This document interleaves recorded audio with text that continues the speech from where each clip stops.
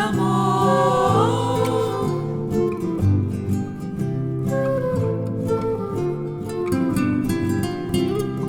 A gente tem a próxima uma horinha, 1h30 de bastante informação para compartilhar, de algumas questões necessárias a abordar em torno da estruturação do grupo de pais. Eu disse ontem para a gente que a gente estava começando uma jornada de informação. Lúcia caminhou muito maravilhosamente conosco, explicando em torno do papel da inclusão, de um olhar necessário que nós evangelizadores e, consequentemente, família, vão pensar sobre isso. E a gente vem trazendo, a partir de ontem, uma reflexão necessária a respeito de organizações e arranjos familiares. Para nós compreendermos quem são as famílias que vão bater às nossas portas. Quais são os modelos familiares que nós vamos encontrar nas nossas casas espíritas. Que vão ser muito diferentes, talvez, do que um padrão que a gente tem acostumado da nossa família, da nossa cidade, estado, país de origem, onde a diversidade cultural e as possibilidades que a modernidade traz, no que a gente chama de arranjos familiares, são necessários ao entendimento. Então, como é que eu posso falar dessa ponte que a gente quer fazer dos pais com os jovens e a casa espírita quer ser auxílio nesse processo, se a gente não consegue compreender as mudanças que estão ao nosso redor? Então, ontem a gente fez isso.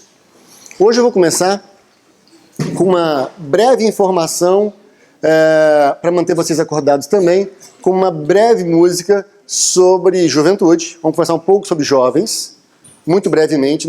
Esse foi o nosso foco um tanto do ano passado, então eu quero uma breve revisão sobre isso, mas muito breve. E num segundo momento, dessa primeira parte agora, a gente vai falar sobre como é que a gente estrutura o grupo de família, né? Na casa espírita, como é que isso funciona, como é que é a dinâmica disso.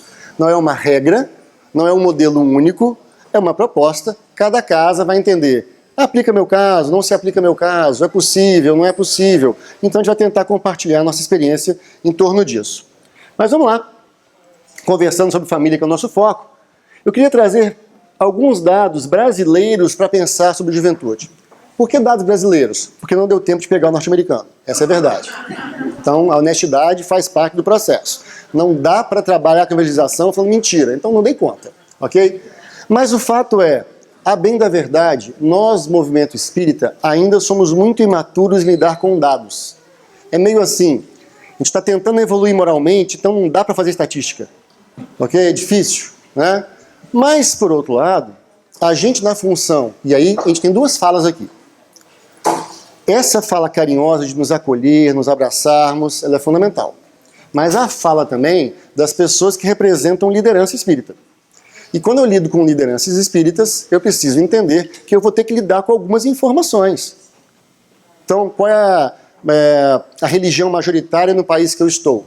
Quais são os aspectos culturais que determinam alguns aspectos da religião do país que eu vivo, ou fatores culturais, né? É necessário isso, até para respeitarmos e entendermos ao longo do diálogo. Tanto que o próprio codificador, Allan Kardec, dizia com muita propriedade que o papel do espiritismo não era fazer adeptos e seguidores. Era fazer pessoas de bem combatendo o materialismo. Então eu posso ter um católico que convive com a informação espírita, um protestante que convive com a informação espírita, um ateu que até acha o espiritismo coerente. Mas, na verdade, o ateu ou o ateísmo fosse o nosso único ponto de vista de antagonismos. Em todos os outros, em todas as religiões e filosofias, nós nos encontramos. Então, a proposta espírita é um caminho para as pessoas compreenderem e resgatarem sentido na sua existência. Não é, vamos fazer uma leva, vamos catequizar, entre aspas, toda a América do Norte. Não, isso foi muito no passado. A leitura é outra agora. A proposta espírita, ela é relativamente e essencialmente diferente. Bem, olha só, esquece os dados, foca na informação. Olha que interessante isso aqui, hein? Locais mais importantes para o jovem. O que o jovem acha? Qual é o local mais importante para ele? 72% acha que é a família. E a gente acha que o jovem não gosta da família. A gente fala assim, hã? É. E pode ficar tranquilo que esse dado vem da Unesco. Então, é provável que se fizer isso no mundo inteiro, os resultados sejam semelhantes. Ano passado a gente trouxe um dado dos Estados Unidos, na verdade do Fórum Econômico Mundial, e compartilhamos a leitura de jovens sobre o futuro. E a gente descobriu que o nosso entendimento sobre jovens estava muito equivocado. O jovem não é alienado, o jovem não é quero nada com nada. Não é isso. Mas, conforme foi colocado aqui, com muita propriedade, talvez a nossa forma de conversar com ele tenha que mudar. Indo mais além, aqui ó, que interessante. Local onde faz as suas melhores amizades. Né? Dividido por sexo masculino e feminino, mas só os dados gerais. Ele faz mais amizades no seu bairro, na sua vizinhança, depois na escola. E isso é uma coisa muito legal para a gente pensar em casa espírita, que é resgatar conceito nosso de comunidade. Eu estava comentando com a Nádia especificamente, determinado dia da semana, algumas amigas da Karen foram para lá, para a casa dela, e muitos eram da casa espírita, acho que todos, se bobear, da casa espírita. E eu falei assim, isto muda o mundo. Quando você consegue ter os seus amigos, os seus colegas, no seu contexto, bairro aqui é um contexto muito complicado, né? Porque eu já falei ontem e vou repetir hoje, ali de Mineiro é a coisa mais aplicável à América do Norte, né? Porque assim é ali 30 minutos. Uau! Né? Então, ou seja, isso é importante. Então, ou seja, qual é a comunidade que eu estou inserido? Então, se o jovem está inserido via os pais numa comunidade casa espírita, nós, casas espíritas, tínhamos que ter um olhar o seguinte, esse espaço é o espaço de convívio de todos nós. Então, casa espírita precisa ser um colo para receber as pessoas. Tem que ser bom em a casa espírita. Oi, amor. Pode, querida. A diferença é que aqui nesse país as escolas são de acordo com os bairros. Uhum. No Brasil, você vai para escola onde seu pai pode pagar. Sim. E aqui você vai na escola de acordo com o seu bairro. Perfeito. Então, o que acaba acontecendo é os do bairro são os mesmos da escola. Porque são... Perfeito. Mas o que eu quero, a única coisa que eu quero colaborar, sim, o que eu quero colaborar é, sendo a casa espírita essa escola, e que ela faz um outro papel, que a gente trate essa escola, esse espaço, de uma forma extremamente especial. Por quê? Porque você começa a fazer conexões para o futuro. Vão ser os meus amigos, que eu vou sair à noite, que eu vou fazer umas bobagens juntos, porque fazer bobagem faz parte da juventude, ou vocês esqueceram que vocês eram jovens, já foram jovens. Nunca esqueçam disso. Deixa o jovem errar, ok? Faz parte. Não vai deixar ele fazer loucuras e comprometer a vida. Um óculos? Ah, tá. Alguém esqueceu o óculos. Aqui, achamos o óculos. Muito bem. Serviço de utilidade. Então, compreender isso. Agora, quando o jovem cresce num grupo onde a família dele, os pais dos amigos dele convivem, isso muda as relações. Então, a gente tem que mudar a nossa leitura de casa espírita, igreja, para casa espírita, local de encontro. Porque quando a gente olha para a casa espírita e igreja, com todo respeito às igrejas, eu vou lá, faço minha prece, tomo meu passe, bebo a água, gente chata, e vou para casa. Se não tá bom ficar na casa espírita, tem um problema na casa espírita. Isso é outro seminário, não vou falar muito sobre isso. Isso é outro, só para dirigente. É reunião de descarrego. Ok? Só para dirigente. A Sandra Borba, que vocês conhecem, esteve aqui com vocês. Lá no Brasil a gente tem alguns encontros que são encontros das comissões regionais e do Conselho Federativo Nacional. É quando todos os estados se reúnem por áreas para conversar sobre o movimento espírita. Área da evangelização, da mediunidade, de estudos, e tem área de dirigentes. Aí Sandra, nesse ano específico, ela disse assim, lá vou eu para a área dos endividados, porque é uma área realmente que a gente para de lidar com aspectos só doutrinários, né? Andei igualzinha a Sandra. A gente é alma querida, né? Então, a gente deixa de lidar com aspectos doutrinários e vamos lidar com aspectos operacionais. Então, é difícil, mas é uma reflexão importante. A casa espírita tem que ser boa. Bem, como eu vou dizer daqui a pouco. Como é que eu quero que meu filho vá para a evangelização se eu não estou na casa espírita com ele? Vai, meu filho, vai lá para você encontrar Jesus. Ué, mas por que eu vou se você não vai? Como é que é bom para mim? Ah, não, mas faz parte. Não.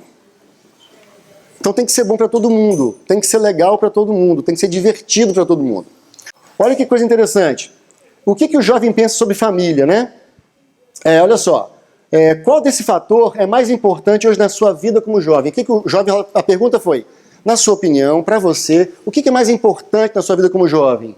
Primeiro, apoio da família. Apoio da família. A coisa que ele mais quer é apoio da família. E a gente acha que o nosso jovem não gosta de estar em família. É meio esquisito isso nos dados, está tudo mentira esses dados, a estatística é esquisito. Mas não, a gente que cria conceitos e preconceitos na cabeça e fala, o jovem não gosta de família. Quem disse que jovem não gosta de família? Quem disse que não é a família que é a referência dele? Então a gente precisa rever esse aspecto. Olha outra coisa interessante. Quais são as pessoas que considera referência para ouvirem assuntos importantes? Mãe e pai. Mãe 60% e pai resto da cadeia alimentar, né? Então assim, né? Mas só puxão de orelha que a gente tomou ontem da Lúcia, carinhosamente, né? Na exposição e as falas que a Tininha fez também aqui, para nós homens, né? Qual é a visão que nós homens estamos educando nossos filhos homens na relação familiar? Desculpa, não sei se vocês lembram, mas eu disse ontem que nós éramos espíritos. Então não venha com esse papo que eu sou homem, que eu sou mulher. Você está. Então, educação é coisa de mulher. Jura?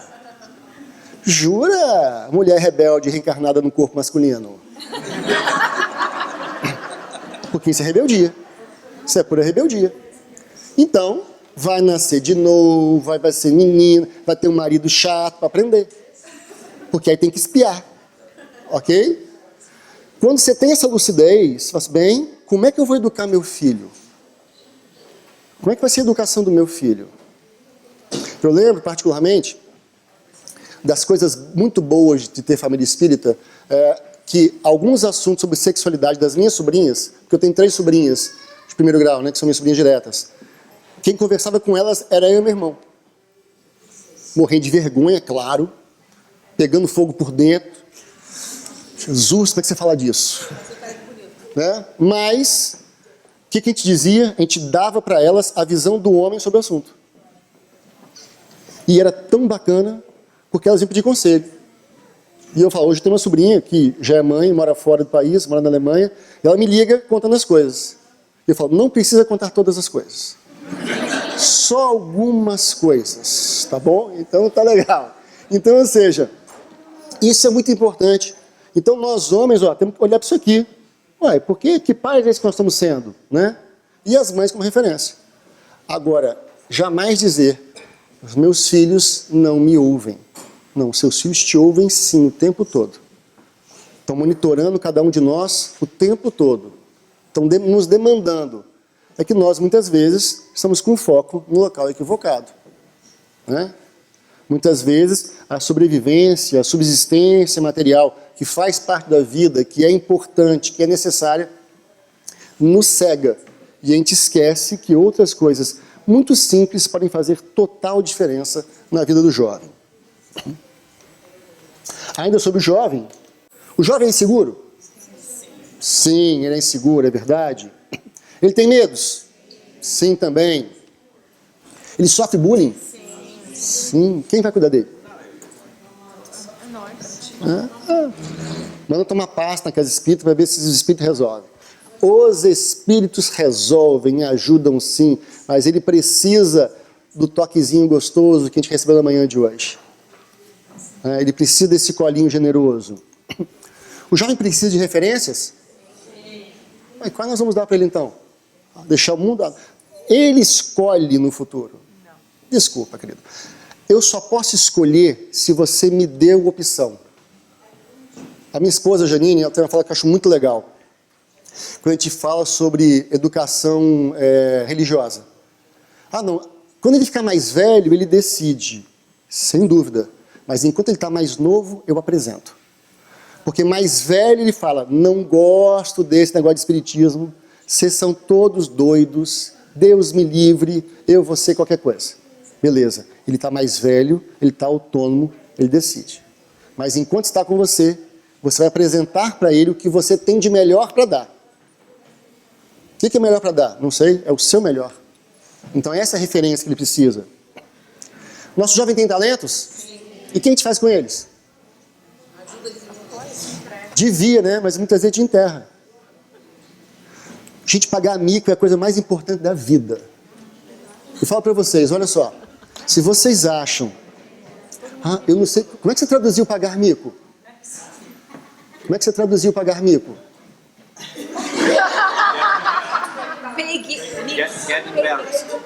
Vergonha, né? Jovem precisa passar pela experiência da vergonha. Vou dar um exemplo para vocês.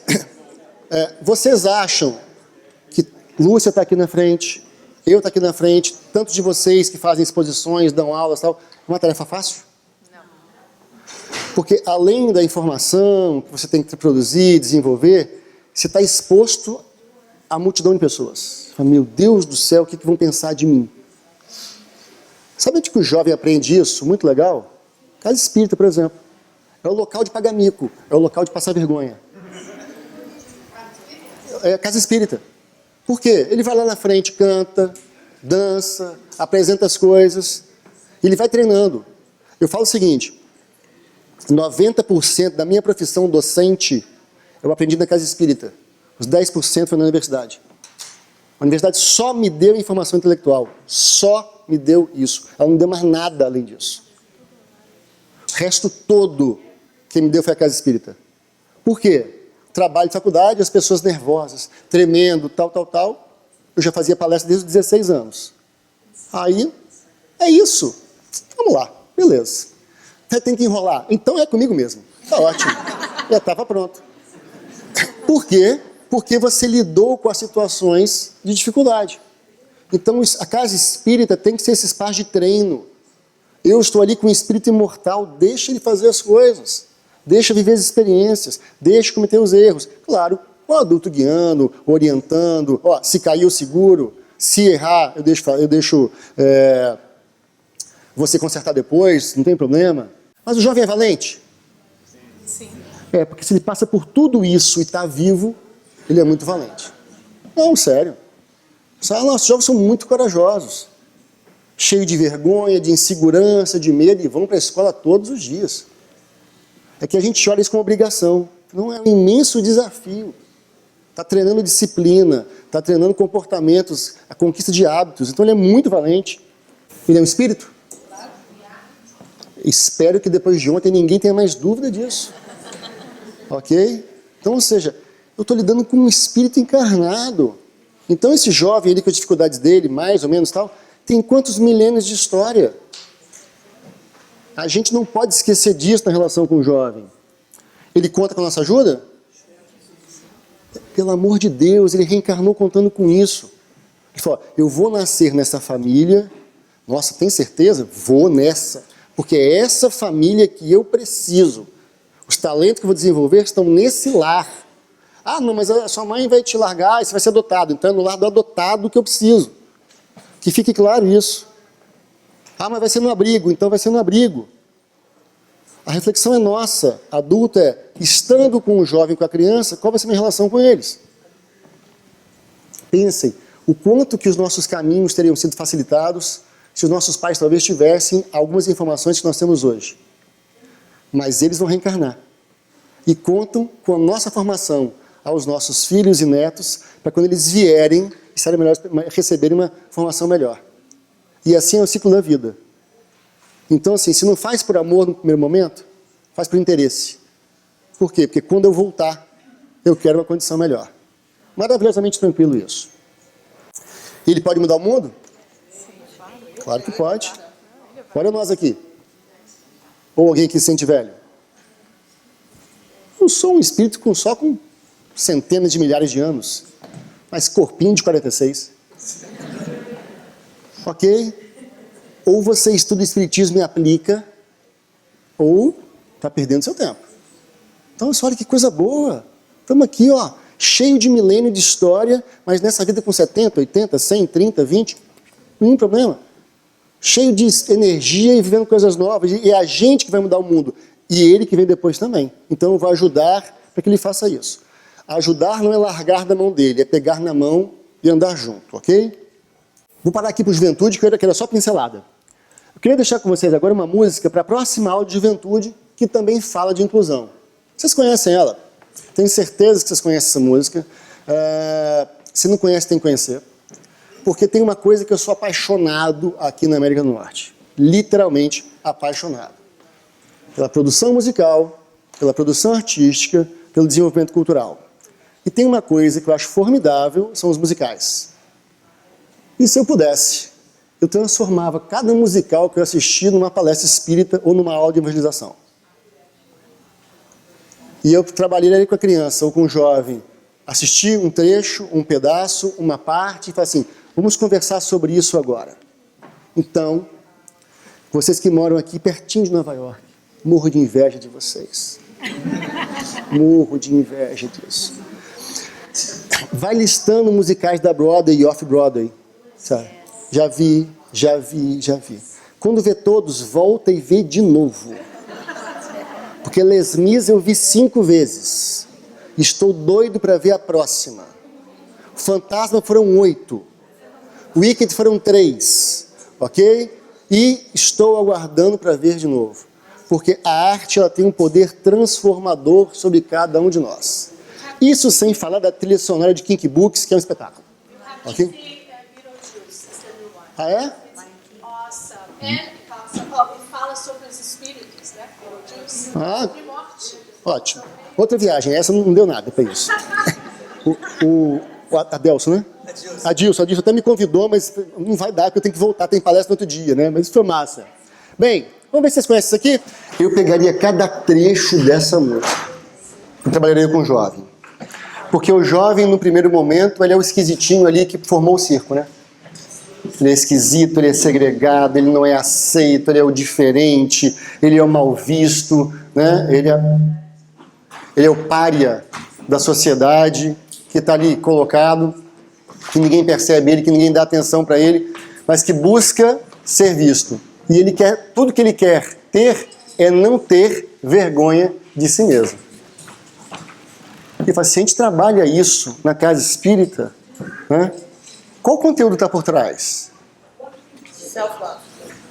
Auto-amor, autoconhecimento, né? Aceitação pessoal, formação do caráter dele. Tem a ver com espiritismo isso? Tem que decorar a questão 1 do Livro dos Espíritos? Não, ele vai gostando. Que lugar legal. E se bobear, você vai criar lá um pequeno coral, um pequeno musical na sua casa, com os jovens trabalhando, fazendo isso. Fala, nossa, casa espírita é irada, velho. Irada, velho é uma gíria brasileira. Casa espírita é muito legal. Casa espírita é muito legal. Então, eu tenho o prazer de estar lá, porque eu aprendo coisas que são aplicadas na minha vida, que eu vivo. E detalhe, usando recursos que estão no meu dia a dia. Então é a música, é o filme, né? Então hoje nossas crianças estão vendo Toy Story 4 lá. Né? Total ligação e total referência com uma construção de perspectiva moral. O filme é ótimo, desenhos são ótimos. Então usar essas possibilidades, para concluir essa parte do jovem, é um convite, né? Um desafio que a gente tem, mas é um convite para que a gente possa conversar mais próximo essa linguagem dele, né? Ouvir as músicas, frequentar locais. Tem música que a gente não gosta, né? Mas por que se ouve essa música? Deixa eu entender isso. Repara o nosso gosto. O nosso gosto pessoal evolui com o tempo, transforma.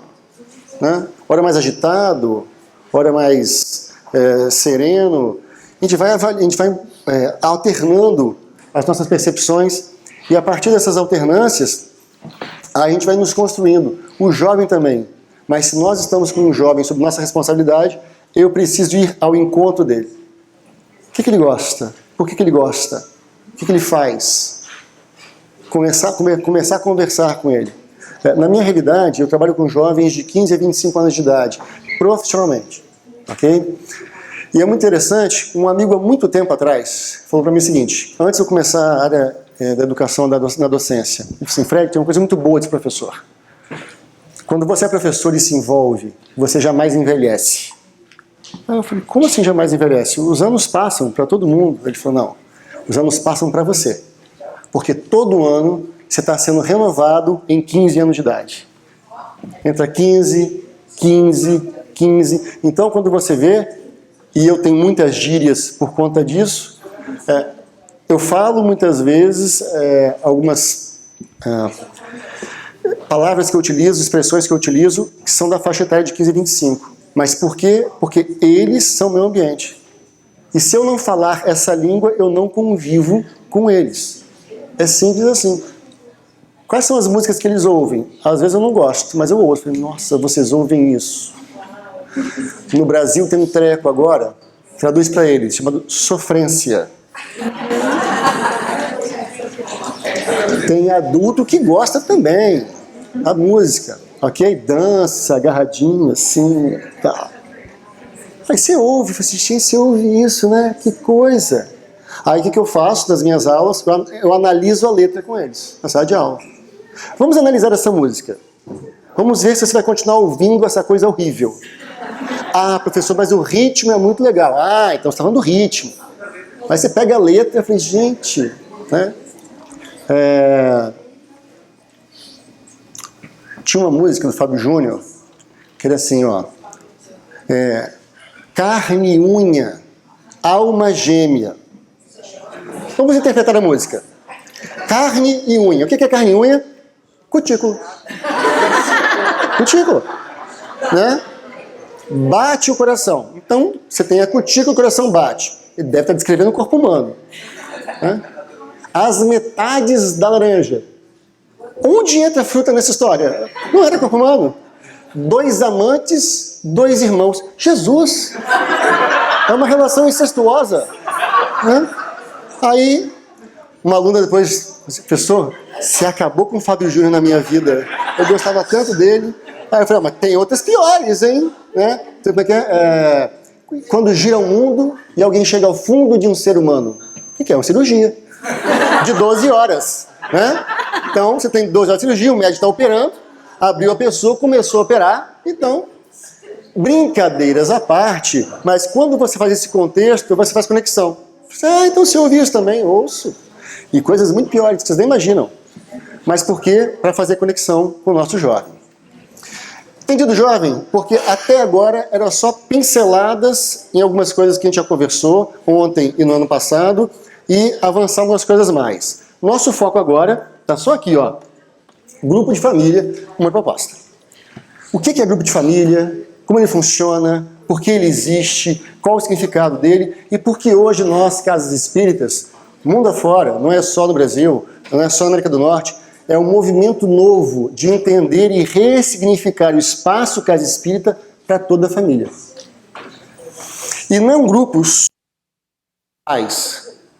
Não. É a casa espírita numa atividade que envolva todo mundo. Aqui está sendo uma ótima experiência nisso. Uma ótima. Porque vocês trouxeram, muitos de vocês, os filhos de vocês, que tiveram atividade para eles, mas ao mesmo tempo eles interagiam conosco em vários momentos.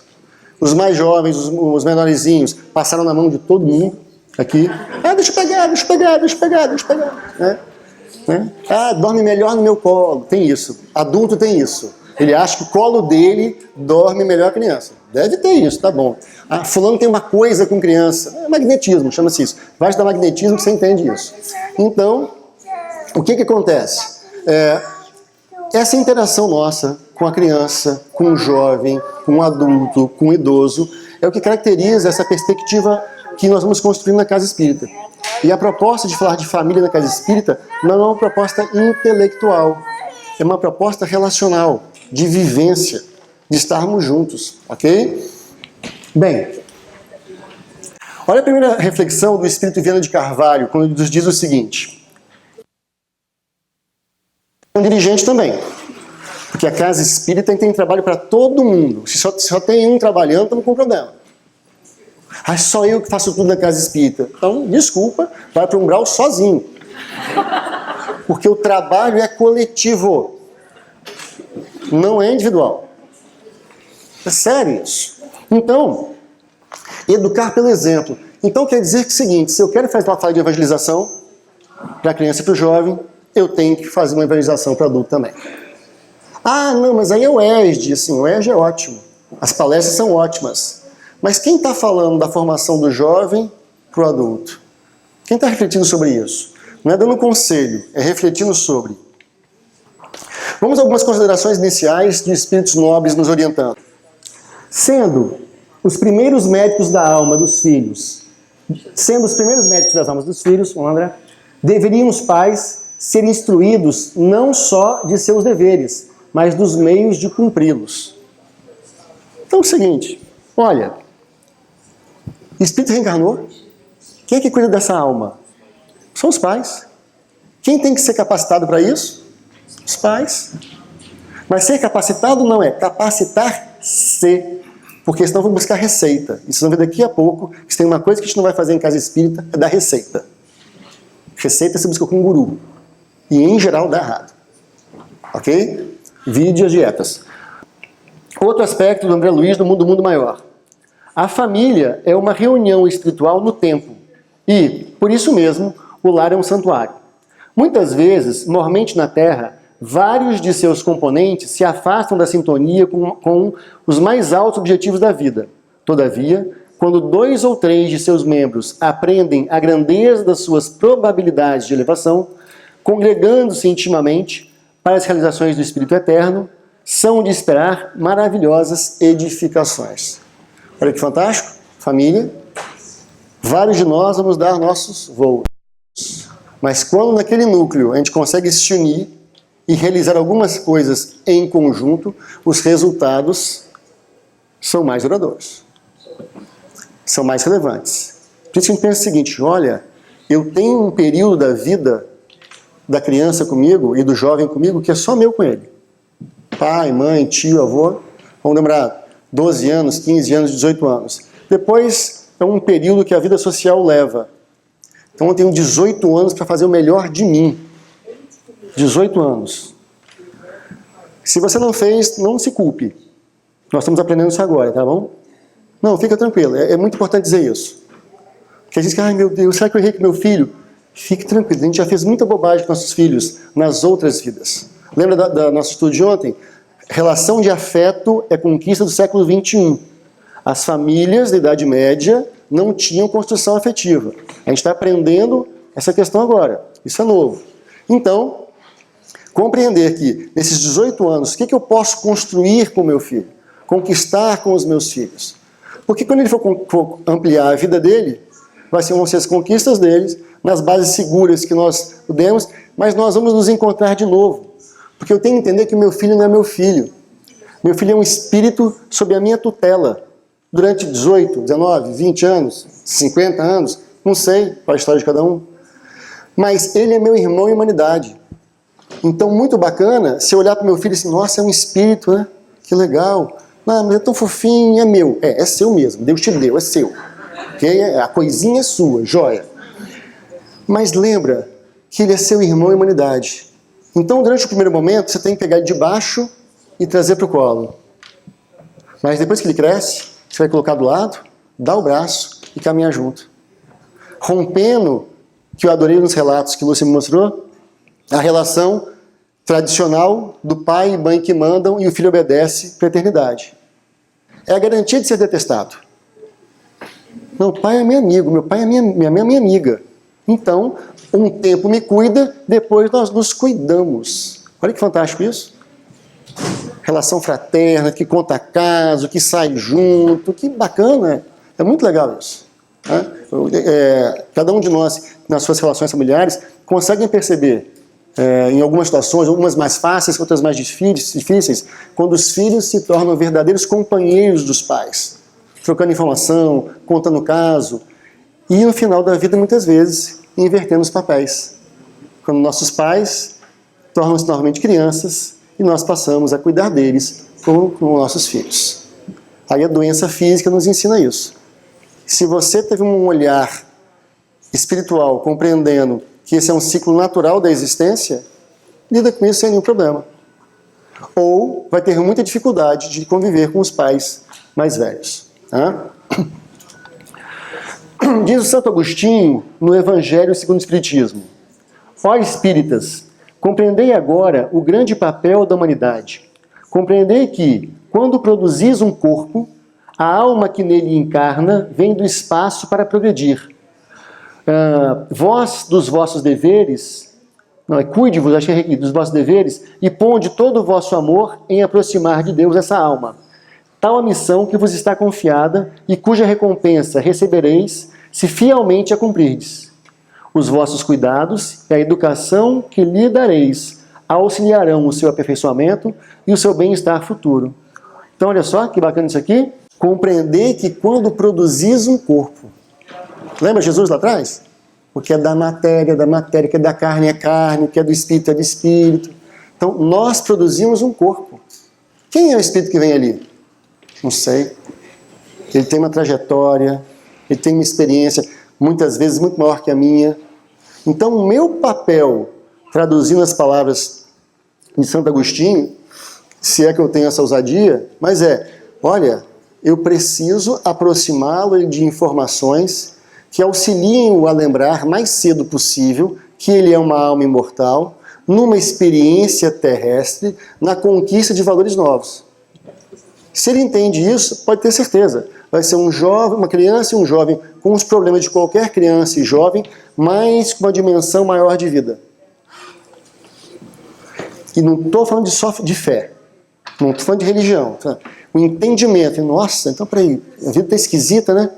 Mas eu sou um espírito encarnado, então isso faz parte. O que eu preciso fazer agora?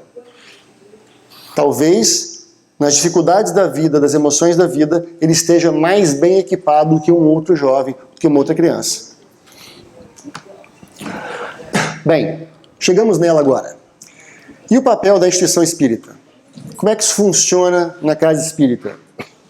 Primeiro, a família e a casa espírita exercem uma ação evangelizadora conjunta na busca do desenvolvimento integral do ser. Casa espírita é parceira. Então, eu tenho que olhar para a casa espírita, e nós temos que olhar para a casa espírita como um grande ambiente de encontro das famílias como as minhas famílias. E ali, o nascimento de uma família nova, mais ampliada. Então, vou lá ver minha família. Vou lá encontrar meus irmãos. Logo, meus filhos vão encontrar seus tios. E essa é uma perspectiva importante. Casa espírita precisa trabalhar a perspectiva acolhedora. Não é funcional intelectual. Porque estudar livro dos espíritos eu posso fazer sozinho na minha casa. E hoje com o YouTube, muito melhor que muito corredor de estudo, by the way. Ok? Então, ou seja, o ambiente, tá? O espaço que permite que isso aconteça de uma forma mais agradável. O prazer de estar com o outro. É necessária essa construção. Outro aspecto. No investimento da ação evangelizadora, uma ação estruturante é a criação de espaços de estudo e reflexão sobre temas da vida em família, tratados sob a ótica da doutrina espírita e o Evangelho de Jesus. Então, criar algum fórum, alguns espaços na casa espírita que permitam conversar sobre a vida em família. Na nossa experiência, a gente utilizou durante alguns anos seguidos as obras básicas, as obras iniciais de Divaldo Franco e várias obras sobre família da Joana de Ângeles. A benfeitora Joana falando sobre isso. E é formidável, sabe por quê? Porque eu não tenho nenhuma condição de dar conselhos. Por sinal, um parênteses muito grande aqui.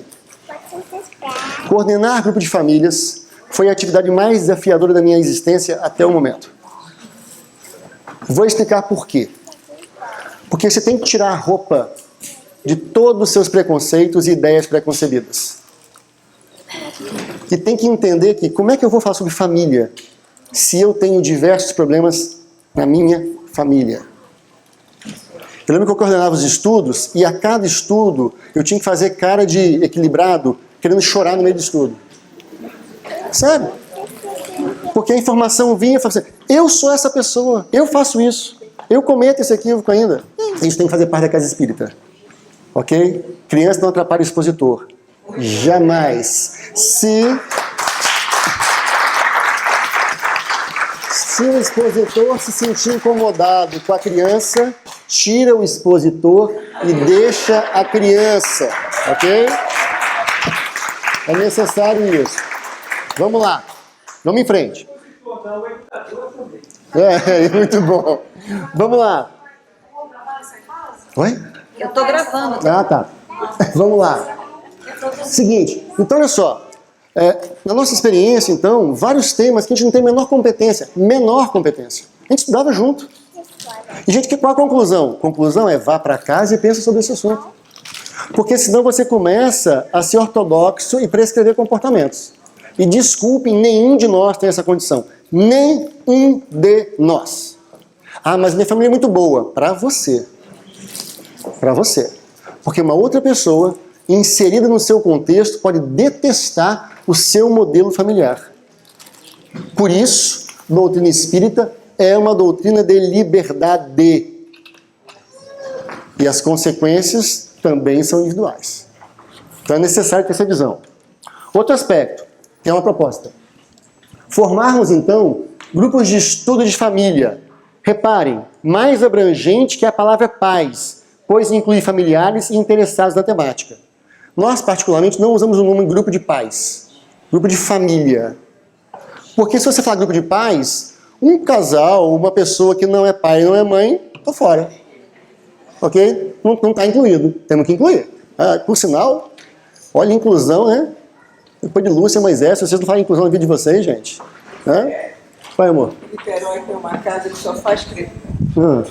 Só faz? Perdão? Só faz crescer. Uma casa que só faz crescer.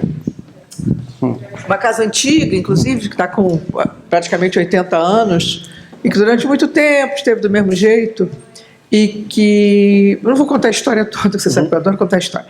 Mas ela criou grupo de família, eu tenho falado lá de vez em quando. É um lugar encantador, porque vai o tio, vai o avô, e vai gente que não tem nem filho na evangelização, mas que quer participar do grupo de família. Exatamente isso. Esse depoimento da Lúcia foi exatamente o que a gente viveu lá no Espírito Santo. Pois é. Então o que acontece? Quando você cria um grupo de família com a temática familiar, vem o tio, vem a avó, vem quem está pensando em ter família. Por quê? Deixa eu entender um pouco sobre isso. E aí, uma coisa muito importante, né? Já adiantando aqui, não tem problema. Não tem pré-requisito. Ah, mas eu sou protestante. Bem-vindo. Ah, eu sou católico. Bem-vindo. Eu nunca ouvi falar de espiritismo. Bem-vindo. Isso é um critério básico do nosso trabalho. Então, todos os assuntos, por exemplo, na obra do Evangelho, o Livro dos Espíritos, ou na obra de Joana de Ângeles, quando ela citava algum aspecto que a gente considerava nesse conhecimento doutrinário necessário, a gente explicava. Então, que o perispírito parava, explicava o que era perispírito para as pessoas. E com isso, começou a chegar os casais, aí o irmão chegou, o cunhado e tal, e começou a ver pessoas. A gente começou, na verdade, o trabalho na época com 10 ou 12 pessoas, terminamos assim, né, o ciclo que a gente acompanhou efetivamente, depois de 6 anos, com 60 pessoas envolvidas na tarefa. 100 pessoas contando com tudo. Tio, sobrinho, filho, tal, a evangelização, eram 100 pessoas todos os sábados de manhã cedo, na nossa casa espírita, com essa atividade. Mas, o trabalho deve prever a integração dos demais departamentos do centro espírita, propiciando uma visão integral do ser, o que possibilitará um atendimento mais amplo para a melhoria do equilíbrio do núcleo familiar. Aqui não acontece isso, porque aqui é mais evoluído. Mas no Brasil acontece muito. Eu sou do departamento mediúnico. Eu sou do departamento de doutrina. Eu sou dirigente. E vocês, os evangelizadores. Ah, mas eu aguardo vocês do lado de lá. Aguardo, porque eu não sou espírito bom, eu sou espírito inferior. Vou encontrar todo mundo. Por quê? Porque essa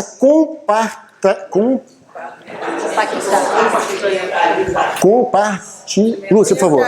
Compartimentalização. Que tem na casa espírita é invenção nossa. Nós criamos caixinhas e acho que a gente fica dentro dela. A proposta evangelizadora da família, e aí não é só um dia, mas é na casa, é tudo está em todo mundo. Então, se for necessário, a gente aciona a mediúnica, a gente aciona o passe, a gente aciona todo mundo de ciência social, a gente aciona todo mundo se for o caso. Por quê? Porque a gente está entendendo que isso é muito importante, que isso é necessário. Né? Então, não tem esse exclusivismo. Bem, perguntas importantes para vocês agora. Quando a gente deve começar a educação dos nossos filhos? Essa resposta é fácil. Na barriga, certo? Exatamente isso. Começa na barriga, certo?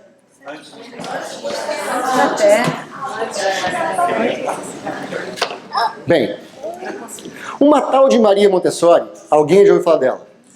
Mas a benfeitora Joana de Ângeles utiliza várias vezes a referência a Maria Montessori, essa formidável mulher, médica e educadora italiana, que criou o método que muitos conhecem, o método montessoriano de ensino. Ela tem uma fala que, quando eu li isso, eu fiquei meio assim, Dona Maria Montessori, quando é que deve começar a educação dos nossos filhos? 20 anos antes deles nascerem. Oi? Ai, meu Deus. Ai, meu Deus. Já fiz a bobagem, já era. Pois é. Porque o processo de educação do nosso filho, ele tem que começar com a minha autoeducação. Então, assim, é muito engraçado. A gente vive um automatismo da vida tão grande que a gente esquece de pensar que planejar um filho é algo efetivamente de construção. Por que eu quero ser pai, ser mãe? Né? É um quesito social? Porque todo mundo tem um filho, tem que ter um filho. Gente, brinca de Lego, é mais legal. Sério? Agora, não, vou ter um filho. Por quê? Qual é o meu compromisso com essa alma? Qual é o meu nível de entrega para ele? Ótimo! E aí realiza. Entenda, nós ainda estamos aprendendo isso. Certamente nós, na próxima vida, seremos pais e mães muito melhores do que nessa vida. Tá ótimo. Isso é olhar de espiritual, isso é olhar de longo prazo. Maravilha. Mas essa reflexão, então, olha, eu preciso me preparar para a paternidade, para a maternidade. O que a gente faz com as nossas crianças lindas aqui, por exemplo, quando estão nesse espaço? Eu estou construindo um ser com uma perspectiva totalmente ampliada, que quando for mãe, quando for pai, certamente vai ser muito mais bem preparado do que eu. É assim que funciona. Kardec vai dizer isso, disse isso ontem, vou dizer de novo. Revista Espírita.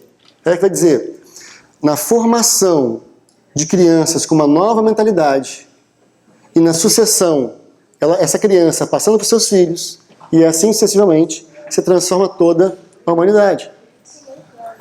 Então repara, Kardec não fala de uma humanidade espírita, fala de uma humanidade com conhecimento do sentido da existência. E que o Espiritismo dá uma imensa contribuição. Ok? Bem, entendido isso, ainda sobre o grupo de estudo de família, foi que o terceiro é grande, vamos lá? Qual que é o objetivo dele? O que a gente quer com ele? Primeiro, valorizar a função educadora e regeneradora da família na formação do homem de bem. É resgatar o papel da família mesmo. Família é muito importante. Então, reparem, esse movimento que acontece hoje, a Federação Espírita Brasileira conduz isso há 25 anos, de chamar a nossa atenção para, olha, vamos cuidar da nossa família, é um processo que está intimamente ligado a entender que esse espaço é o espaço mais importante da nossa existência. Muitos problemas nós evitaríamos com uma família que se cuidasse, não é que não tivesse problemas, mas que se cuidasse, porque problemas faz parte, a gente viu isso ontem. Outro objetivo, conscientizar pais e responsáveis quanto à responsabilidade junto àqueles que receberam como filhos da presente encarnação. Olha só, gente, seu filho, né? Então, você está entendendo que você tem uma responsabilidade? Mas eu nunca li sobre essas coisas. Tá bom, vamos estudar junto, vamos aprender isso aí. Eu tenho uma responsabilidade, então, vou me preparar para isso. Vou fazer o melhor. O que é melhor? Não sei o que é melhor. Melhor é dar-se ao máximo na execução da responsabilidade de conduzir essa criança. Outro aspecto interessante, esclarecer quanto à origem das diferenças e dos conflitos familiares. Eu acho muito legal, em algumas exposições que a gente fez na semana passada, a gente falou sobre esse aspecto do Livro dos Espíritos. O Livro dos Espíritos, ele é uma obra para você entender a sua família. Em todas as partes, você encontra algumas questões vinculadas a isso. Quando você entende que você é um espírito, quando você entende qual é a categoria dos espíritos que se reúnem no núcleo familiar, você entende todas as problemáticas que acontecem no seu lar. Bem como as afinidades positivas. Ah, que legal! Eu tenho uma família aqui com tal gênero de dificuldades, mas com tal característica de possibilidades. Isso é ótimo! Isso é ótimo! Então você começa a entender, entendi, né, esse meu filho. E entendi o meu pai, então. Olha que formidável isso. Eu não sei vocês, mas vamos fazer um exercício muito breve aqui, só mental, muito breve. Lembrem agora rapidinho dos pais de vocês. Traz a imagem deles na cabeça. Lembrem qual era o contexto da época quando eles criaram vocês. Das dificuldades, dos desafios que eles tinham, dos recursos que eles tinham. E compara com você no dia de hoje. Eles tinham mais recursos ou menos recursos? Muito menos. Mas nós estamos aqui. Eu sempre digo o seguinte, estar aqui hoje, vou falar eu, Frederico, não é mérito meu. Eu não tenho nenhum talento, mas meus pais têm. Só eles são responsáveis por isso. Eu tenho essa dívida, no sentido metafórico da palavra, de gratidão para com eles. Porque o que eu faço aqui hoje foi no exercício semanal de casa espírita que eles me levaram. Eu fui descobrir depois de muito tempo que o meu pai ia pelo caminho mais longo para a casa espírita, para passar pelo bairro mais pobre da minha cidade. Eu falei, por que ele fazia isso? Demorava. Depois dos 30 eu entendi. Ele estava me apresentando as dificuldades da vida material para que eu tivesse um parâmetro. Nós não éramos ricos, mas em relação àquele contexto, nós éramos completamente afortunados. E estava me educando. Eu falei, cara, você é bom mesmo, hein? Então, eu falo, mérito deles. Então, olhe para nossos pais e eles fizeram isso aqui, ó. Nossos pais foram muito bons. Até quando erraram. Eles foram muito bons. Senão nós não estaríamos aqui. Esse olhar a gente precisa ter. Outro aspecto, incentivar a participação dos pais e responsáveis nas atividades do centro espírita. Essa realidade vem mudando, graças a Deus, mas era comum os pais que deixavam as crianças na casa espírita e ir embora. Tipo assim, estoque de criança, né? Põe no depósito. E depois busca. Não. É estar lá.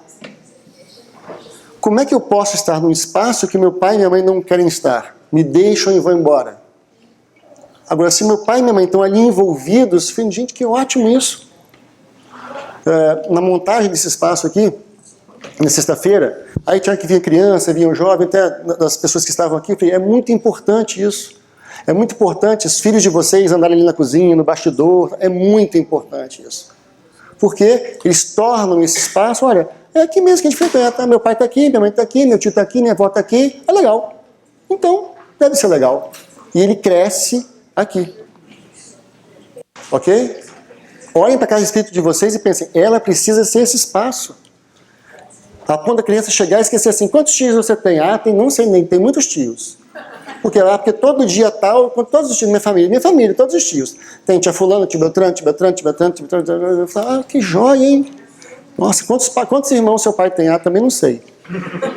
Porque ele entendeu, a criança já entendeu, eu estou num espaço. A gente brinca lá em Vitória,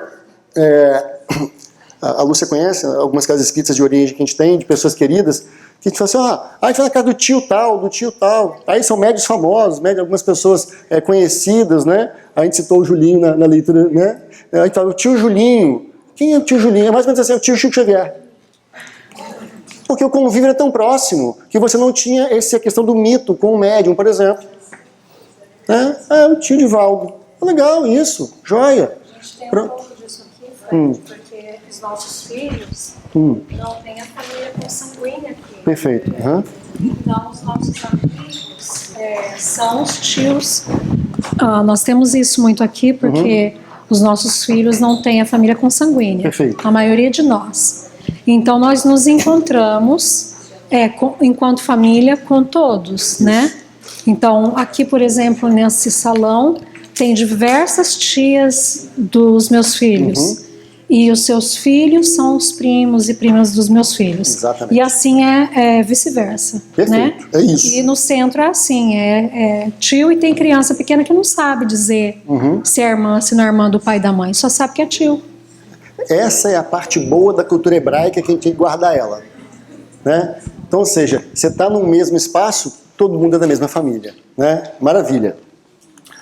Outro aspecto, possibilitar uma visão integral do evangelizando por parte da Casa Espírita, viabilizando uma ação integrada dos diversos departamentos da instituição para atuar com a família. Olha que legal. Dirigente espírita. Imagina. Quem era o bebê que veio aqui? Qual o nome dela? Esqueci. A Eva. Ah, Eva. É só uma criança andando? Não, querida. Isso é a próxima palestrante, é a próxima passista, ela é a próxima tudo. Mas até ela chegar nisso, eu vou cuidar dela. Não estamos aqui obrigando a criança a absolutamente nada. Nada, nada. Mas vamos dar todas as possibilidades. Vamos cuidar dela. Na adolescência, na idade adulta, se ela quiser. Mas até lá ela foi cuidada. Ela foi uma criança que divertiu, que participou, que cantou, que dançou, o jovem e tal. E quem sabe? Aí um vai encontrar, dois vão encontrar, quem sabe mais do que isso. Esse é o exercício, né, que a gente tem que fazer. Outro aspecto importante, preparar o idoso para ajustar-se às mudanças físicas, psíquicas, sociais, familiares e espirituais que ocorrem nessa etapa da vida e conscientizá-lo de que viver bem na velhice é responsabilidade pessoal que decorre do desejo de ter uma vida social ativa e produtiva. A gente esquece que a gente vai envelhecer, né? A Casa Espírita também pode ser espaço para nós mais velhos, para nós idosos. Tem uma vantagem, às vezes, quando você envelhece. A noção, a dimensão de tempo é diferente. No Brasil, tem algumas situações, algumas regiões, né, a gente vai vendo isso, algumas casas passaram a abrir mais cedo, ter trabalhos vespertinos, ou seja, na parte da tarde, porque algumas pessoas aposentavam ou tinham possibilidades, faziam. Não sei qual vai ser a realidade aqui, mas por que nós vamos pegar as pessoas com mais experiência de vida e jogá-las fora? Não, traz para a Casa Espírita. Traz para a Casa Espírita. Deve ser muito bom receber um passe de uma senhora ou de um senhor que é bisavô, que é bisavó. Porque ele já amou 3 vezes. Ele amou o filho, ele amou o neto, ele amou o bisneto. Quando ele estende a mãozinha dele, talvez trêmula, balança a estrutura da sua alma. Porque são 80, 90 anos de história despejando carinho em cima de você. E a gente joga fora e diz, ele está muito velho. Oi? É só um corpo que está velho, gente. Ok? Então a gente precisa repensar esses aspectos aí. Incentivar também, isso é importante, a criação de caravanas de visitação aos lares e orientar sobre a divulgação e a importância da implantação do estudo do Evangelho no lar. Olha que coisa legal isso. Né? Ontem à noite, a Lúcia comentou uma coisa comigo muito bacana, a gente está lá na casa da Nádia, a respeito de que nós, evangelizadores, nos visitássemos de vez em quando. Vamos achar na casa de um, vamos encontrar na casa de outro, sabe? Às vezes a vida social da gente é tão pouca, ainda mais vocês aqui, muito trabalho, muitos horários, combina de encontrar. Ah, mas é para quê? Para encontrar, gente, não é para estudar um livro, não. Né? Espírita tem essa obsessão de obra, né? Vai encontrar para ler uma paginazinha. Não. Não. Pode até ter. Mas assim, vamos ver um filme. Ah, o filme é bom ou ruim? Não sei. A gente assiste e comenta. Vamos comentar. Nossa, achei muito horrível, muito violento, cenas muito fortes. Comenta. Nós estamos no mundo, precisamos interpretá-lo. Então imagina, vai para casa de alguém, faz bagunça e deixa fazer bagunça, porque se não fizer bagunça não tem motivo para arrumar, ok? Vai lá, aí põe televisão em todos os quartos, aí cinema para criança, cinema para adulto e deixa, sabe? Aproveitem isso é necessário. A gente precisa ressignificar nossos espaços de relacionamento, ampliar esse conceito nosso de família.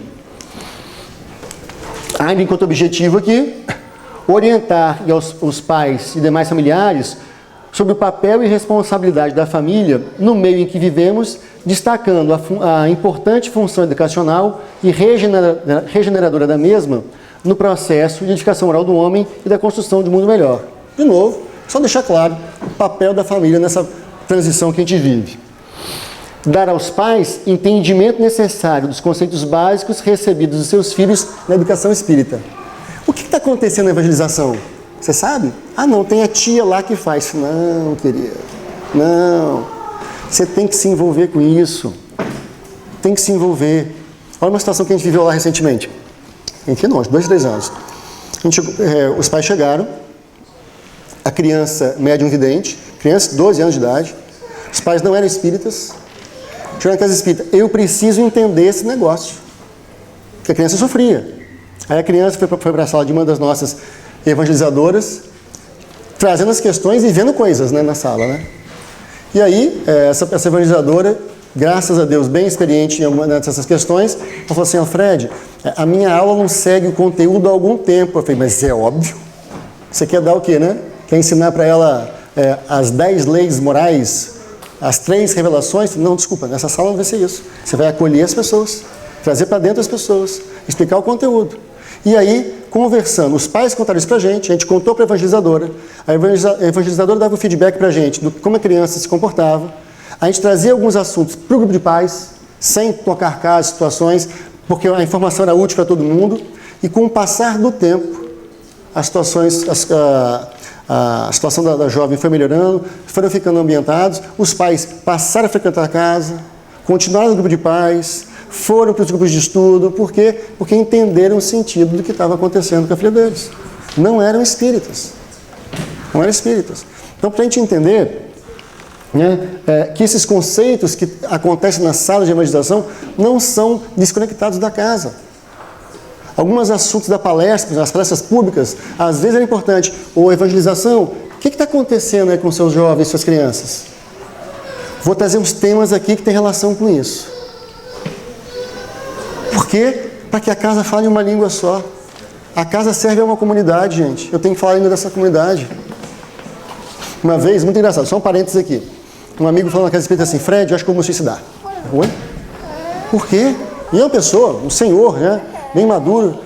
Não, porque aqui na casa esse mês foram 5 quartas-feiras. Em todas as quartas-feiras o tema foi suicídio. Eu já estou estimulado a suicidar já. Por quê? Porque a casa espírita, ao pensar no quadro de palestra dela, não pensou na lógica dos temas necessários. Ah, o palestrante só podia falar sobre suicídio, falou sobre suicídio. Na outra semana, o outro também, o outro também, o outro também. No final, deve ser bom esse negócio. É meio assustador isso, mas é o que é. Então, tem que ter programa. Algumas casas espíritas estão fazendo a experiência do que a gente chama do mês da infância e da juventude. Então, durante um mês, todas as atividades da casa tem um jovem e uma criança. Para fazer a leitura, para fazer a prece, para estar junto. Não é largado, não. O dirigente, hoje vai sentar você, eu e Eva aqui, vamos sentar aqui agora, vamos dirigir a reunião junto, nós dois. E faz, com a criança no colo, faz a atividade. O jovem faz a leitura, ou o jovem faz a palestra inicial. Não sei vocês, meu treinamento foi assim, palestra de 30 minutos. Então, eu 16 anos de idade, tinha alguém mais maduro e mais experiente que fazia 30 minutos, finais ou iniciais, tanto faz, e eu fazia o começo, ou o final. Por quê? Porque se eu errasse, ele me ajudava, não me corrigia, ele me ajudava. Então, a gente na casa espírita tem que pensar, olha, como é que está essa integração desses conceitos? Né? Como é que está esse envolvimento de todos na tarefa? Mais um. Aprimorar conhecimentos doutrinários, filosóficos e científicos, visando o desenvolvimento dos comportamentos adequados no lar e na condição da família. Enfim, estudar a família. Nem muito detalhe aqui não. Importante, oferecer espaço aos pais e familiares para dialogar e trocar experiências com dinâmica em grupo, abordando temas desafiadores e atuais. De pai, avô e tio na mesma sala, eles começaram a contar um caso deles. É muito legal. Ah, lá em casa eu fiz isso, isso e isso. Ah, lá em casa foi assim. É muito legal isso. Você aprende coisas, gente, não imaginei isso. Né? Não imaginei que as pessoas passavam por isso, que faziam tal coisa. E com o espaço Claro, a afinidade das pessoas vai crescendo, você começa a ter uma troca de experiências, de informações extremamente rica entre todos. Bem, passo para a implantação. Sempre gerenciando o tempo aqui. Vamos lá. Primeira questão importante. Saber planejar, organizar e ter um método. Então, como é que vai ser isso? Vai ser que dia da semana? Vai ser quanto tempo para isso? Né? Qual é o público-alvo que eu vou tratar? Eu tenho que saber quem é o meu público que frequenta a casa espírita. Para eu entender o contexto que eles estão ali. Mais instruídos, menos instruídos, mais tempo, menos tempo, mais homens, mais mulheres. Tudo isso tem relação no primeiro momento, nessa estruturação. Outra, quem são os colaboradores da tarefa?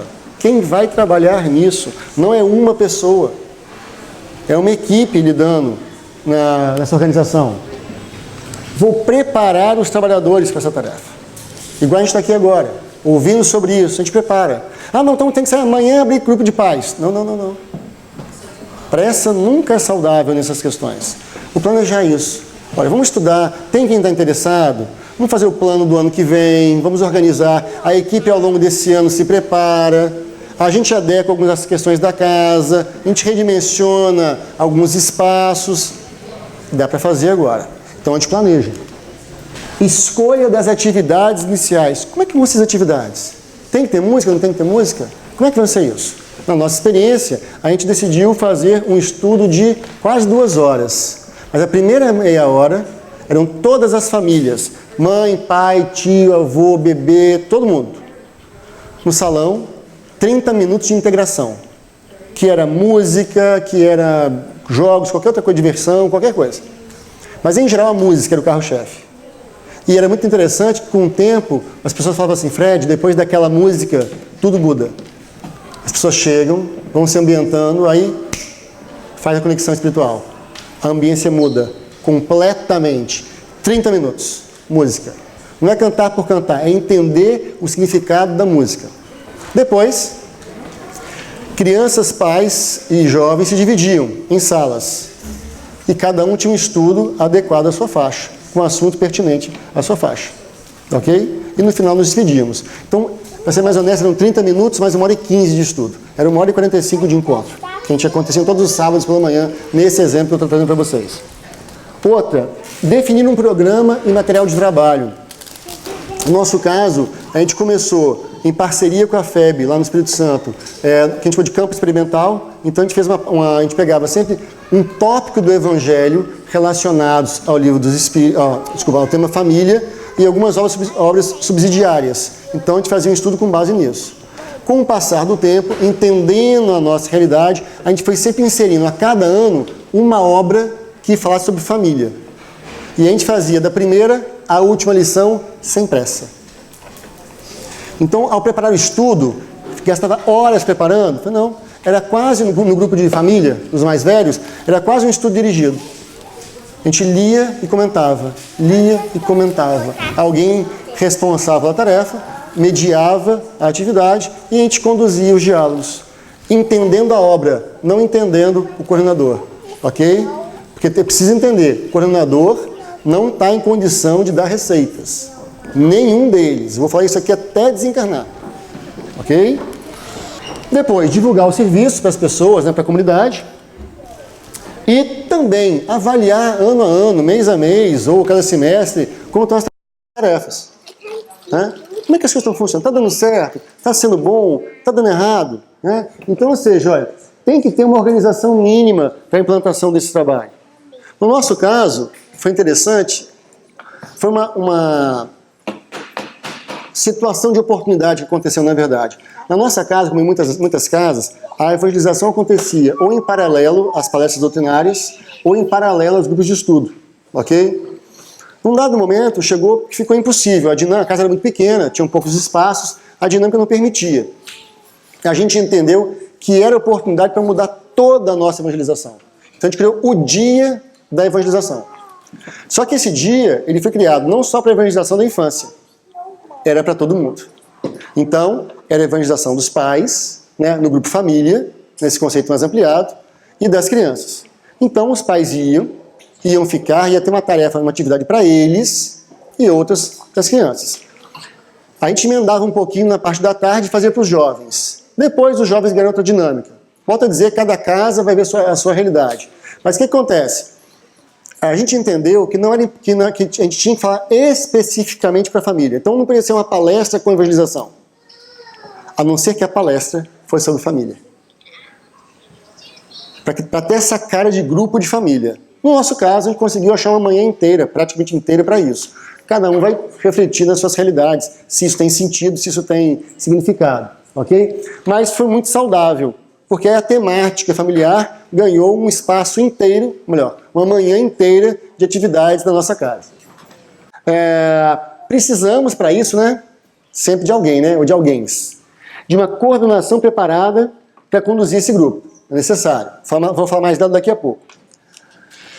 Uma reunião de preferência semanal, né? Uma sequência. Uma vez por semana, a gente se reúne, não para planejar, para realizar isso.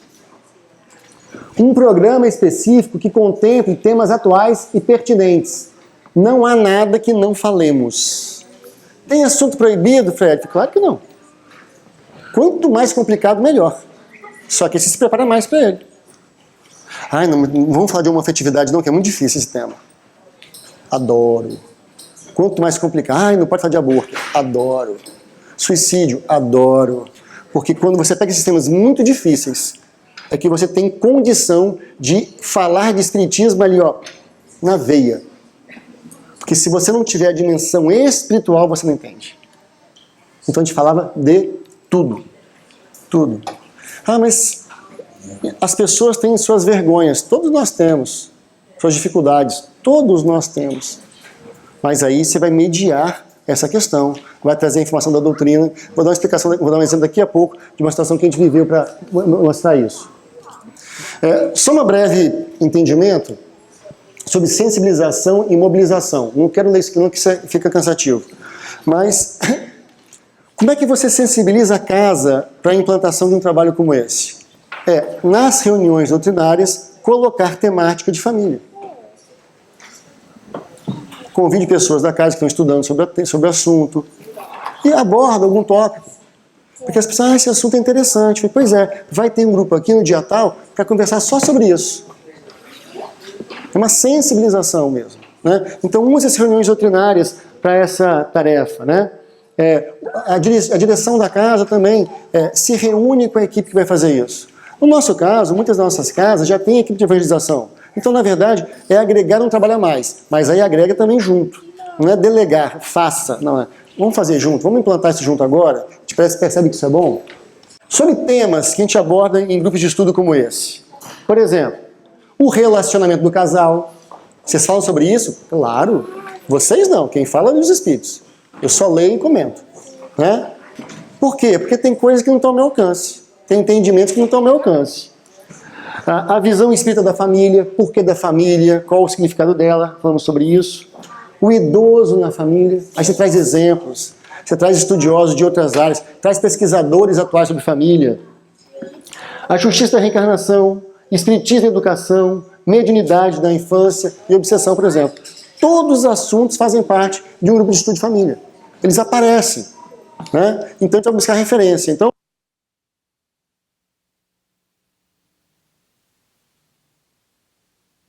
o livro da Joana também, Constelação Familiar, foi uma delícia, porque esse livro da Joana, especificamente, da Joana,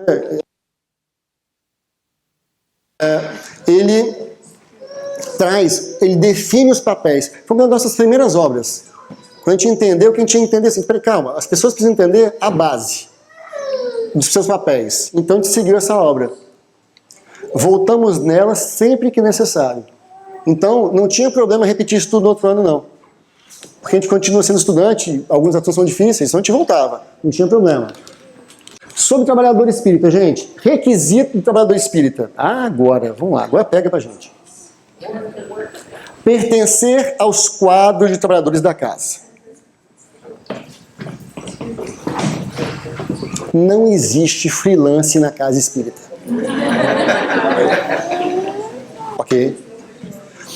Claro que ninguém é obrigado a estar todos os dias na casa espírita, mas você tem que ter relação com a casa espírita. Eu tenho que ter algum envolvimento com ela. ou eu tenho muito mais tempo, enfim, cada caso é um contexto. Não é uma regra, tem que vir 3 vezes por semana. Não, isso é chatice. A questão é, tem que ter uma lógica. Qual o seu envolvimento com essa casa? Qual o seu conhecimento desta casa? Então, esse trabalhador tem que pertencer às quadras da casa. Ah, não, mas eu sou daqui, mas eu sou de todos os centros ao mesmo tempo e não frequento em nenhum momento nenhum. Isso é vínculo. Nós falamos de vínculo fluídico, André Luiz. Vínculo fluídico com a casa espírita. Sentirmos-nos pertencentes a ela. Então, esse é um primeiro requisito. Segundo, ter consciência do importante trabalho da evangelização da família. Então, desculpa, se você acha que a evangelização é tomar conta de criança, sai. Ou então serve para aprender, né? É, boa, gostei dessa, mas foi mais cristão isso. Sai é feio. Ok, beleza, gostei, obrigado, Ângela. Você está mais moralizada que eu. Se for rebelde, sai. Se for rebelde querendo transformar-se, fique e estude. Obrigado, vai ser isso mesmo. É isso. Porque a gente tem que entender esse negócio. Ah, não, eu não gosto, não, gente. Olha só, eu tenho que entender que isso é importante, aí eu me envolvo. Ir lá para fazer uma tarefinha, para fazer as pazes com a consciência culpada, eu falo, não é envolvimento isso. Tá? Outro, possuir alguma experiência, olha só, vou começar com cuidado isso aqui para não ficar normativo. Alguma experiência em educação, pais, professores, pedagogos, psicólogos, evangelizadores, não é regra. Claro, quem está lidando com criança, com jovem, com família há mais tempo, com grupos de estudo da casa, vai ter mais habilidade. Por que a gente sugere isso? Se você nunca coordenou um grupo de estudo, é muito complicado mediar um grupo de família. Porque você vai ser convidado a posturas ortodoxas. Então, de novo, não é regra, é uma observação por zelo. Porque você também vai ter sua vida exposta. Ok? Então, vamos contar para vocês. Adoro a minha esposa, mas tem dias que eu adoro ela frita. Ok? Então, o que acontece? Eu estou encarnado, gente. Eu não finjo que eu estou encarnado. Eu sei que eu sou espírita, mas eu sei que eu estou encarnado. E essas questões, essas dificuldades fazem parte. Então, eu sei que tem dias na semana, tem períodos da vida que não estou bem com ela. E a pessoa que está assistindo você no grupo de estudo nunca pode achar que você é o casamento perfeito. Porque se um dia seu casamento desanda, acabou o grupo. É sério.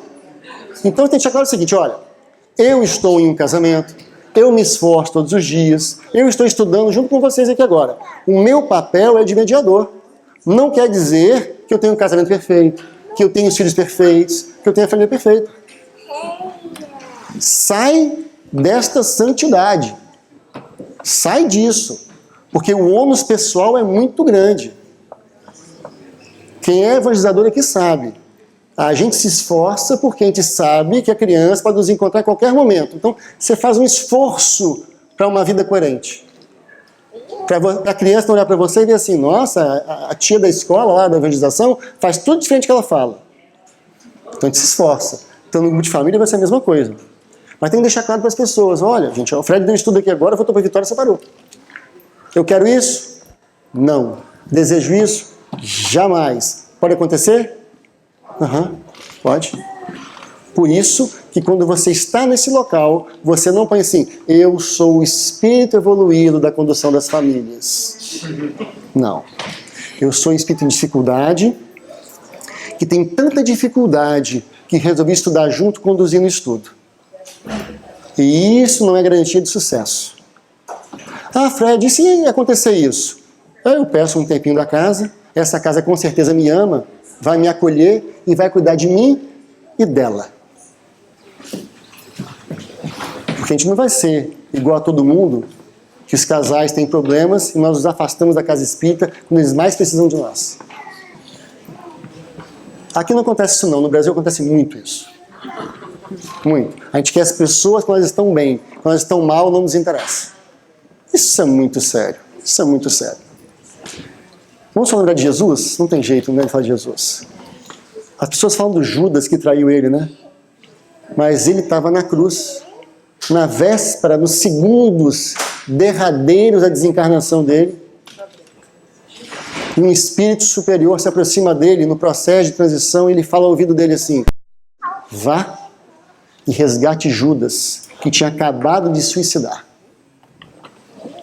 Então é o seguinte, se é amigo da gente, se trabalha no time da gente, está com um problema, a gente vai lá e busca. Ele não quer vir, vai lá e dá colo. E depois é com ele. Tá? Então a gente precisa ter isso muito claro, e aí agora é para toda a casa espírita, não é só para o grupo de família. E importante também manter algum registro. O que a gente estudou, né, esse ano, para saber também uma adequação dos temas, para acompanhar a evolução do grupo. Não como normatização, mas como só organização de tarefas, ok? Vamos lá. Atenção, por favor, ok? Eu estou treinando, gente, estou treinando. Prometo. Mais 1 ou 2 anos esse seminário vai ser em inglês. Prometo. Vamos lá. Grupo de família não é encontro de casais. Ponto. Tá filmando, né? Então vou medir as palavras.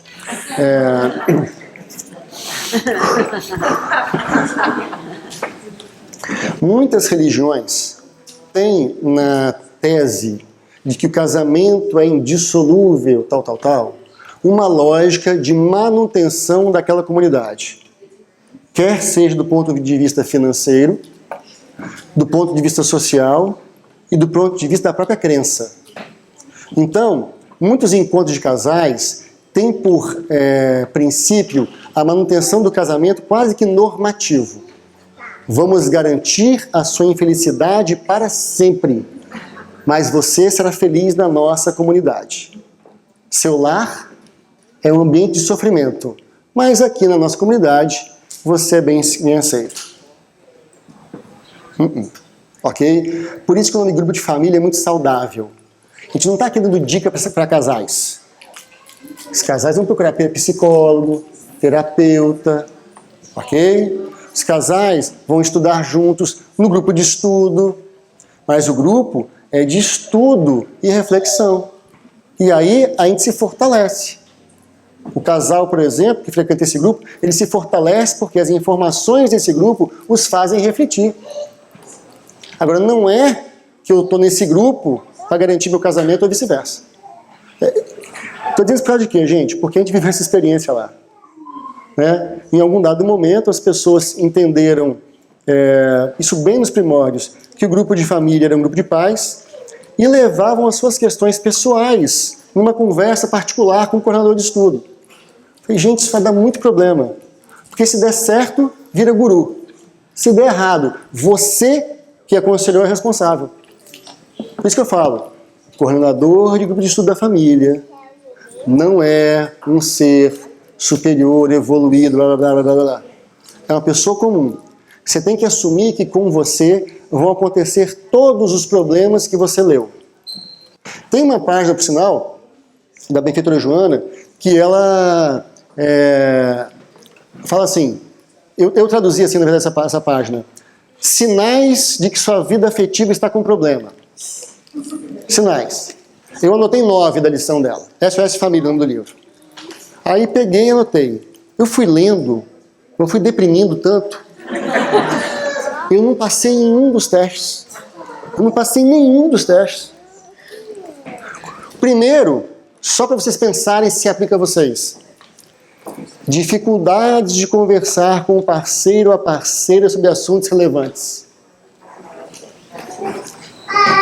Aí eu parei e falei assim, como é que eu vou dar esse estudo? Eu tenho muita coisa que eu não dou conta de conversar. E ela também. E aí? Então você vai assumir isso para as pessoas. Gente, ó, é a Joana que está falando, tá? Ah, então você conversa de tudo na sua casa? Não, olha, te contar um negócio. Complicado. Muitas encarnações para passar limpo numa só. Né?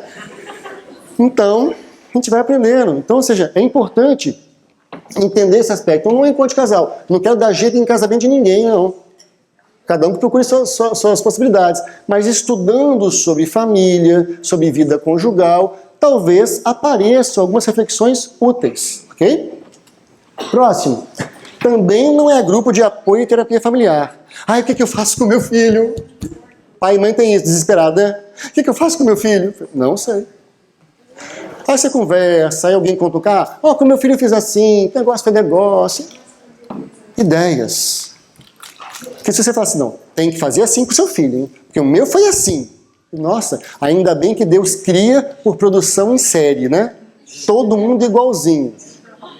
Então, ou seja, deu um probleminha, você troca a peça e tá tudo beleza. Não, gente, cada espírito é único. Então não adianta. Na minha família é assim, parabéns para você. Que bom, que ótimo. Mas não quer dizer que com todas as famílias vai ser assim, será dessa forma. Então, por isso, o cuidado de não fazer desse espaço grupo de terapia familiar. De novo, gente, a gente brinca para tornar a coisa um pouco mais leve, mas a questão é a responsabilidade que cai sobre a casa espírita e sobre quem coordena os trabalhos, quando por algum motivo entra numa perspectiva normativa, é extremamente grave. Você destrói a casa espírita e cria pessoas que vão ter verdadeiro horror ao próprio espiritismo, que não tem nada a ver uma coisa com a outra.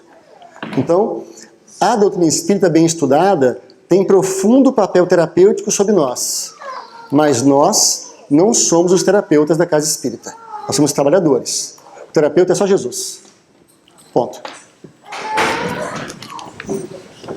O coordenador de estudo deve ter clareza que seu modelo familiar não implica em modelo de referência. Já disse isso. Ok? Fred, mas essa pessoa que coordena o estudo tem uma família tão esquisita, o coordenador de estudo. Eu falei, opa, deve ser bom então. Porque se ele tem família esquisita, ele é normal. Ele é normal. Não vai ser uma pessoa violenta, agressiva, mas problemas, normal. Joia. A pessoa está buscando se encontrar na existência, tá ótimo. Não pode ser uma pessoa leviana, mas aí, como ele é trabalhador da casa espírita, porque você não convidou qualquer pessoa para esse trabalho, você já sabe que quem é a pessoa. Encontrei uma pessoa ali, chegou ontem no Brasil, todo animado. Por sinal, vou até beber água aqui agora. Acontecem umas coisas aqui que eu falo assim, gente, vocês são muito evoluídos. Por que eu pegaria o evangelho de madeira e tacaria nas pessoas? Porque o evangelho de madeira ele é mais né? Ele evangeliza melhor, né? Melhor, ele educa mais, né? Eu vim do Brasil, tenho 30 anos de experiência. Joia, parabéns. André Luiz, Nosso Lar, para começar. E depois você vai para Mensageiros. Aí depois vai para Missionários da Luz. Há uma lógica no Espiritismo. A gente brinca das 10 reuniões. Pelo menos 3 meses de frequência para criar vínculo com a casa. Então, por favor, se um dia eu mudar para a casa espírita, para você mudar para os Estados Unidos, e for para a casa espírita de algum de vocês, palestra você já me conhece, tá tudo bem. Como trabalhador, eu vou ficar sentado, ouvindo palestra, tomando passe, e aí depois você me convida para alguma coisa? Porque se chegar assim, Fred, você ajuda a gente aqui? Não. Estou dizendo, vou dizer não. Ou vou assumir uma tarefa de pouca responsabilidade em relação ao grupo. Eu lavo os banheiros. Eu trabalho na cantina. Por quê? Porque eu não estou com envolvimento emocional com aquela comunidade. Mas eu sou passista há 30 anos. Fique tranquila. A escola de samba também tem um monte de passista lá. Ok? Então se vincule à casa, crie afeto. Claro, estou exagerando algumas coisas aqui, porque nós já talvez nos conheçamos. Então a gente pode ter um pouco mais de liberdade, mas esse conhecimento, essa aproximação é muito importante. Muito importante. Porque senão a gente acaba importando práticas que são até saudáveis, não tem nada de errado nisso. Mas não conversa com o contexto de vocês. Vocês aqui, eu já conheço vocês há alguns anos. Vocês já não são uma casa espírita mais, começando que não tem nada. Vocês já têm, todos têm história. Todos têm história. Então eu não chego aqui e implanto a minha. Eu ouço de vocês, me vinculo de vocês e no máximo atendo a demanda que vocês trazem. E se eu quero influenciar mais, eu me envolvo mais. Aí é diferente. Então esse zelo, gente, ele é muito importante, tá? Mais uma vez isso aqui. O grupo deve ser preparado para lidar com dificuldades e com diferenças. A gente teve uma senhora muito... adorava ela. Ela só fazia aquelas perguntas que ninguém fazia. Né? Ela fala assim, para mim mulher separada é mulher errada. Ela falava assim, tá jóia, ela tem direito, ela pode pensar isso? Pode. Por quê? A formação dela foi muito tradicional, né? Todo mundo entendeu esse exemplo? Mulher errada? Eu vou explicar. No Brasil, até a década de 80, talvez, havia uma leitura extremamente preconceituosa com as mulheres divorciadas. Ok? Extremamente preconceituosa. E disse isso. Obrigado pela palavra. Eram desquitadas. E aí era assim, a mulher que era desquitada, né, era quase uma doença. Ok? Desquitada. E aí o seguinte, tinham dois olhares perversos sobre a mulher. Perversos. Ou ela era aquela mulher chata que ninguém queria, ou ela era aquela mulher disponível para a sexualidade. Eram dois olhares violentos com a mulher, agressivos. Ok? Então, para mim, mulher desquitada é mulher errada. Mulher separada é mulher errada. Bacana. Eu tenho que entender a história dela de vida. Olha, a gente entende seu ponto de vista. Não tem problema. Mas aqui em Espiritismo, vamos ampliar esse conceito? E aí eu não quero mudar o ponto de vista dela. Vamos ampliar esse conceito aqui? Aí ela falou outra coisa. Ela é sempre a mesma pessoa, adorava. Para mim é mulher com homem, e homem com mulher tá errado, homem com homem tá errado. Tudo bem, é o seu direito. Você formou assim. Mas vamos pensar que somos irmãos em espiritualidade, que o afeto transcende as práticas do corpo físico. A gente pode olhar disso?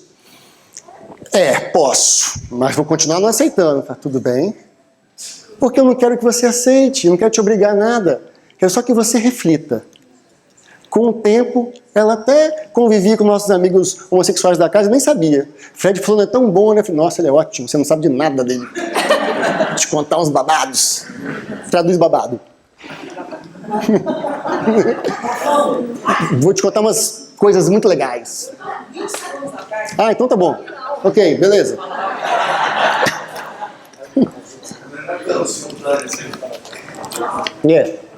É simultâneo, não instantâneo, né? Tirinha? 6,5. Tá bom? Quem coordena o estudo precisa compreender os novos arranjos familiares, ok? É necessário isso. E o coordenador deve ser espírita em primeiro lugar.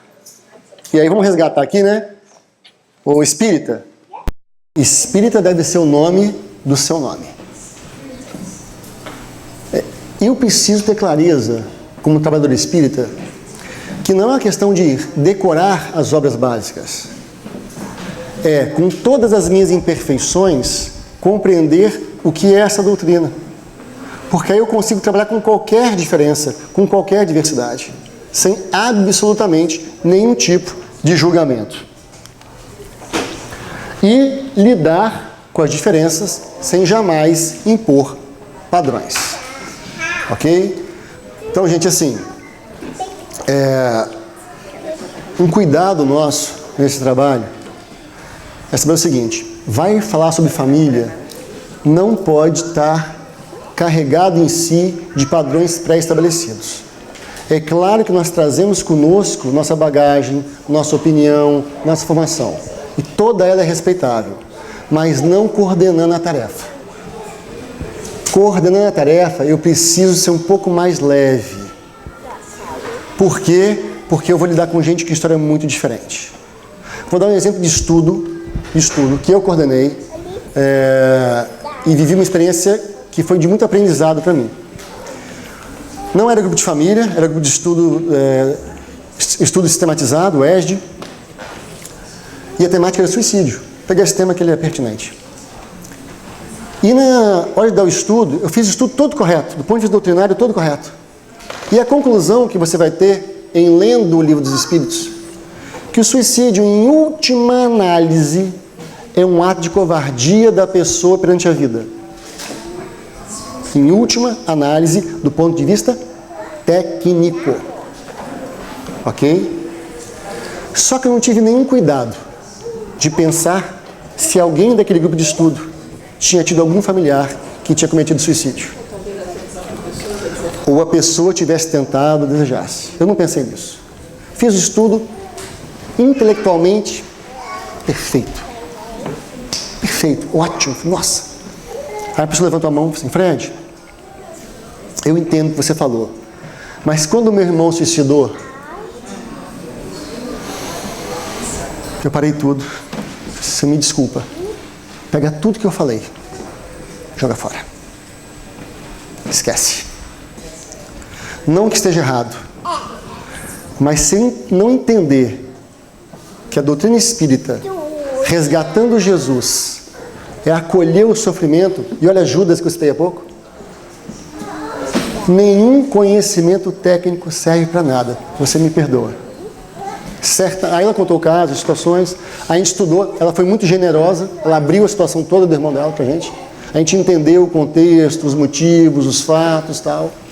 E aí nós podemos voltar à questão e entender o conceito, mas respeitando a pessoa que estava ali sentada.